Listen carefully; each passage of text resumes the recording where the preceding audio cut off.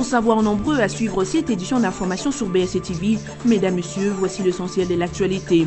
Clôture ce jeudi 15 juin 2017 la session parlementaire de mars 2017 au Parlement congolais. Une session avec plusieurs réalisations, notamment l'investiture du gouvernement d'union nationale, l'adoption du budget de l'exercice 2017, mais aussi les dépôts de motions de défiance contre certains ministres de l'exécutif Tibala. Le seul point resté en suspens demeure le projet de loi portant sur la mise en place du Comité national de suivi de l'accord du 31 décembre 2016. Et puis, célébration ce jeudi 15 juin 2017 de la journée mondiale de la lutte contre la maltraitance de personnes âgées sous le thème « Comprendre et mettre fin à l'abus financier de personnes âgées, une question qui relève de droits de l'homme ».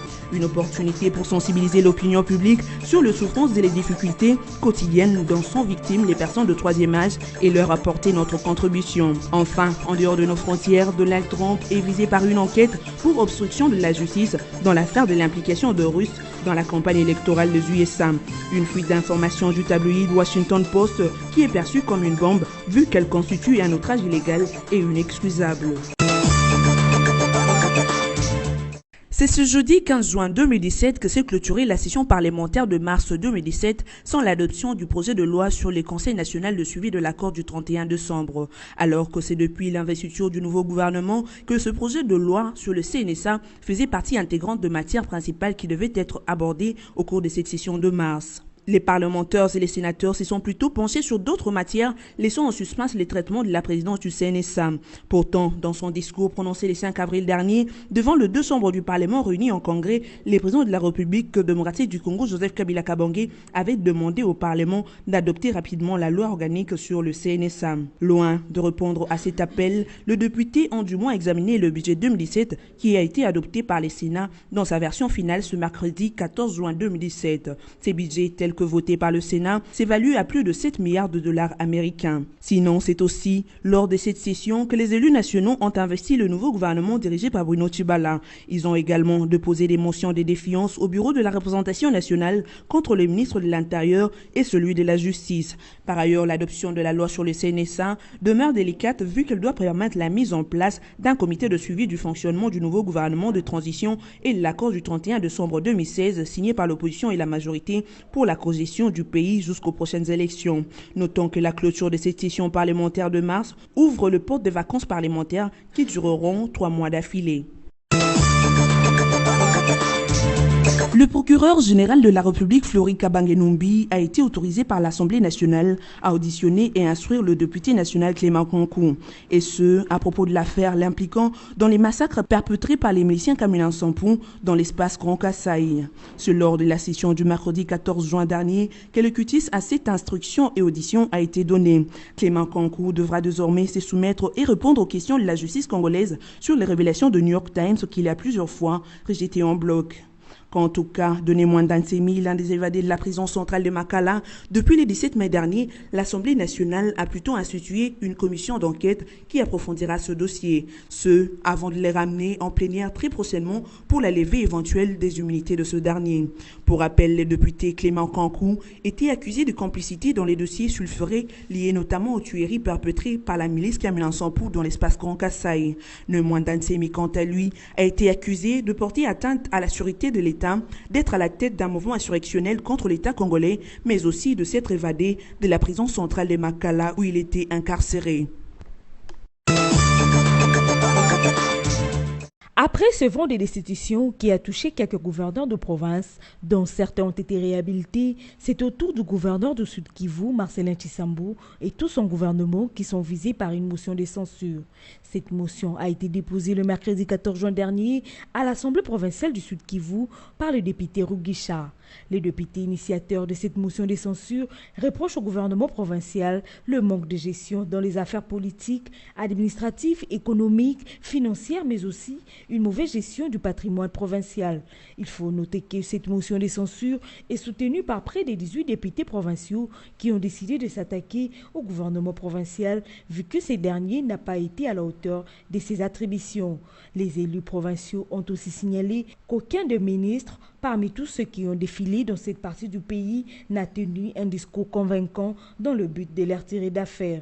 Vu cette situation, ils estiment par ailleurs que Marcelin Tshisambu sera au-dessus du gouvernement central Et à eux d'ajouter que si cette motion de censure n'aboutissait pas, cela prouvera à suffisance à l'ensemble de la population du Sud Kivu que l'ère de marche visait à apporter des changements dans la gestion de la province. Sinon, selon le règlement intérieur de l'Assemblée provinciale du Sud Kivu, au cas où cette motion est acceptée, le gouverneur ne disposerait que de 48 heures pour présenter ses arguments de défense. Une quarantaine d'évadés de la prison centrale de Kangbai dans la ville de Beni, au nord Kivu, ont été appréhendés et retournés en cellule par les forces de sécurité. Cette information a été livrée à la presse par le ministre provincial de l'Intérieur du Nord Kivu, Valérie Mbalouchiranzi, lors de sa visite d'évaluation effectuée le mardi 13 juin dernier à la prison de Kangbai.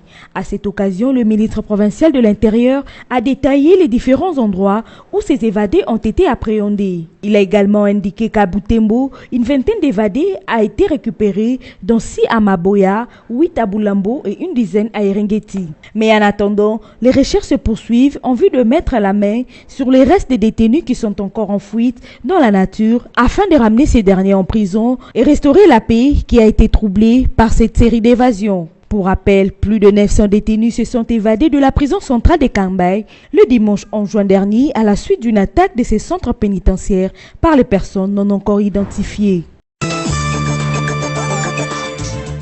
Comprendre et mettre fin à l'abus financier des personnes âgées, une question qui relève des droits de l'homme, c'est le thème choisi cette année pour célébrer la journée mondiale de lutte contre la maltraitance des personnes âgées. Ce thème a pour objectif d'avoir un regard soutenu sur la maltraitance des personnes âgées, car cette situation affecte les droits et la santé de ces derniers. Cette journée s'emploie aussi à sensibiliser l'opinion publique sur la souffrance et les difficultés quotidiennes dont sont victimes les personnes âgées, tout en réfléchissant sur les voies et moyens de leur garantir une vie aisée. Cependant, les observateurs avertis estiment heureux du fait que la question qui hier était aperçue comme tabou commence à être reconnue à travers le monde, mais cela n'est pas assez suffisant dans la mesure où l'on enregistre rarement les enquêtes et les procès liés aux abus dont sont victimes cette catégorie de personnes. Retenons que cette journée est une opportunité pour les uns et les autres d'apporter leur contribution morale et matérielle aux personnes de troisième âge. Donald Trump est enfin visé par une enquête pour obstruction de la justice, ce après les aveux faits par James Comey le jeudi 8 juin dernier sur l'affaire de l'implication russe lors de la campagne électorale aux USA. Une information livrée par le Washington Post ce jeudi 15 juin dans la matinée. L'enquêteur spécial Robert Mueller est en train de constituer son dossier contre le président américain Donald Trump et ce dans un plus grand secret. Mais l'information publiée par ce tabloïd américain est perçue comme une bombe vu que cette fuite dans la presse est un outrage illégal et inexcusable, a estimé l'avocat de Donald Trump. Sinon, l'enquêteur spécial sur le dossier russe aurait déjà quelques éléments constitutifs pour poursuivre ses investigations, notamment les mémos écrits par l'ancien patron du FBI, le tweet rageur du président Trump et ce rendez-vous avec tout le chef du renseignement américain. Pour rappel, c'était la semaine dernière que la commission du renseignement du Sénat américain avait auditionné 4 hauts responsables du renseignement américain sur le rôle joué par la Russie lors de la campagne électorale aux USA. Lors de ces audiences, James Comey, l'ex-patron du FBI, avait fait des aveux révélateurs qui impliqueraient Donald Trump dans cette affaire. À présent, place au rappel de titre. Clôture ce jeudi 15 juin 2017 la session parlementaire de mars 2017 au Parlement congolais. Une session avec plusieurs réalisations, notamment l'investiture du gouvernement d'union nationale, l'adoption du budget de l'exercice 2017, mais aussi les dépôts de motions de défiance contre certains ministres de l'exécutif Tibala. Le seul point resté en suspens demeure le projet de loi portant sur la mise en place du Comité national de suivi de l'accord du 31 décembre 2016. Et puis, célébration ce jeudi 15 juin 2017 de la journée mondiale de la lutte contre la maltraitance de personnes âgées sous le thème « Comprendre et mettre fin à l'abus financier de personnes âgées, une question qui relève des droits de l'homme ». Une opportunité pour sensibiliser l'opinion publique sur les souffrances et les difficultés quotidiennes dont sont victimes les personnes de troisième âge et leur apporter notre contribution. Enfin, en dehors de nos frontières, Donald Trump est visé par une enquête pour obstruction de la justice dans l'affaire de l'implication de Russes dans la campagne électorale des USA. Une fuite d'informations du tabloïd Washington Post qui est perçue comme une bombe vu qu'elle constitue un outrage illégal et inexcusable. C'en est fini pour cette session d'information. Merci à vous de l'avoir suivi et excellente suite de programmes sur BSC TV.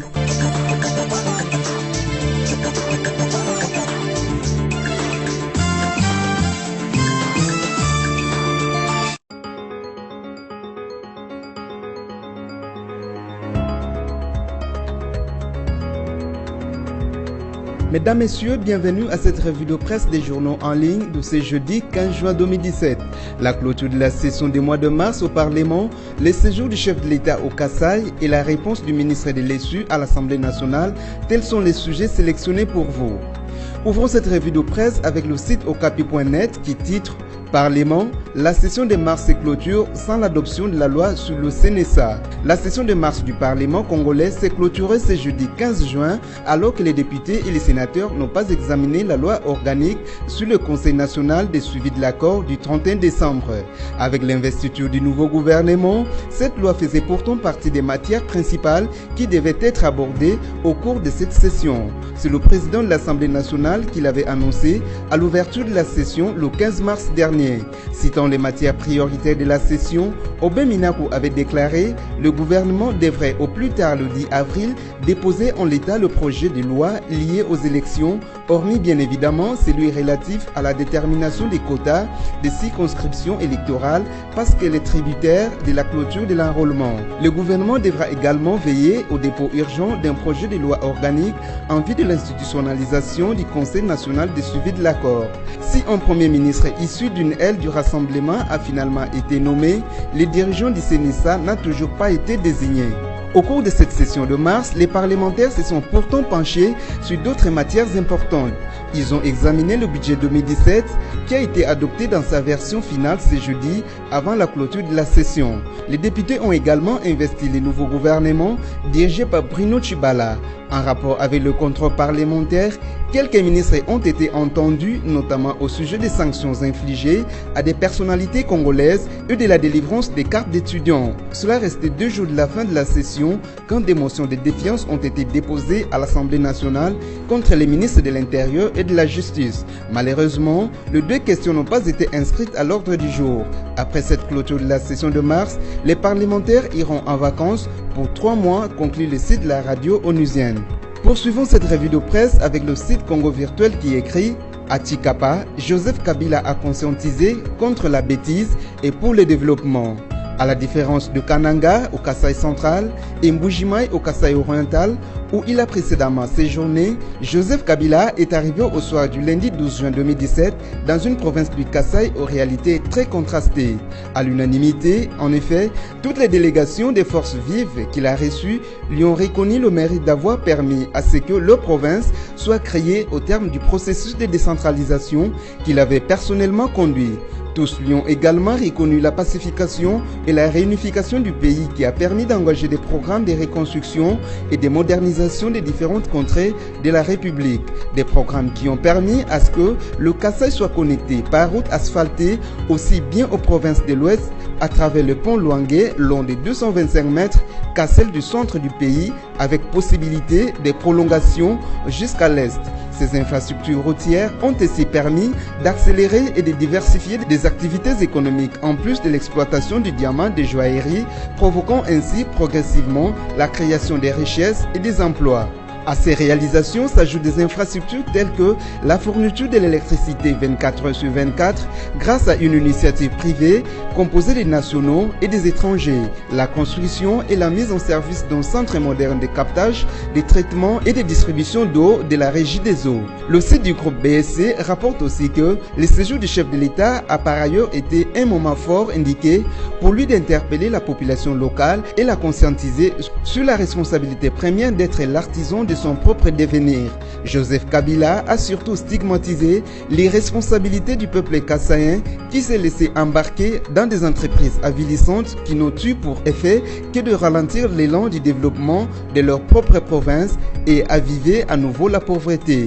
Il parlait de la facilité avec laquelle le phénomène dit Kamounan Sapou s'est répandu dans cette province qui n'avait rien à voir avec cette insurrection partie d'un seul groupement du Kasaï central pour venir faire des émules dans le Kasaï. Bouclons cette revue de presse avec Forum des As qui titre à sa manchette « Malgré les réserves de l'auteur de la question orale avec débat, le ministre Mbikaï convaincant ». L'Assemblée nationale a consacré un bon moment de sa plénière, tenue hier mercredi 14 juin, à l'exercice parlementaire, la question orale avec débat. Il s'agit de la question adressée par le député Boris Mboukoulaka au ministre de l'Enseignement supérieur et universitaire Steve Mbikaï portant sur l'arrêté des transferts, la carte d'étudiant biométrique et l'attribution du marché des constructions de l'amphithéâtre de l'IEC Kinshasa. Imperturbable, Steve Mbikaï a apporté des éclaircissements aux préoccupations des élus du peuple. Concernant l'arrêté, les députés ont argué que le ministre n'a pas respecté la procédure puisque le gouvernement de Sami Badibanga n'avait pas le droit de signer des arrêtés. En réponse à cette préoccupation, le ministre a fait savoir que la date de la signature de l'arrêté, le 3 avril 2017, n'était pas suspecte parce que, fait-il savoir, la période de gestion des affaires courantes n'a débuté que le 7 avril 2017 par suite de la démission du Premier ministre et de son gouvernement consécutif au discours du chef de l'État devant les deux chambres réunies en congrès le 5 avril 2017.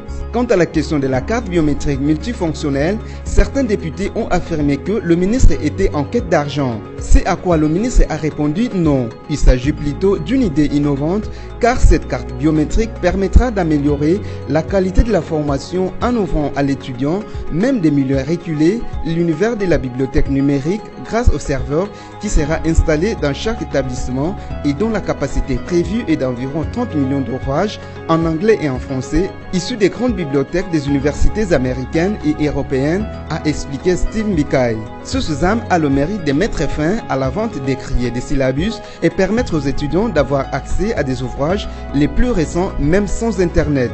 À tout prendre, le ministre Mbikaï a bien convaincu son auditoire pour les sujets sur lesquels il a été interpellé. C'est la fin de cette revue de presse. Merci à vous qui l'avez suivi.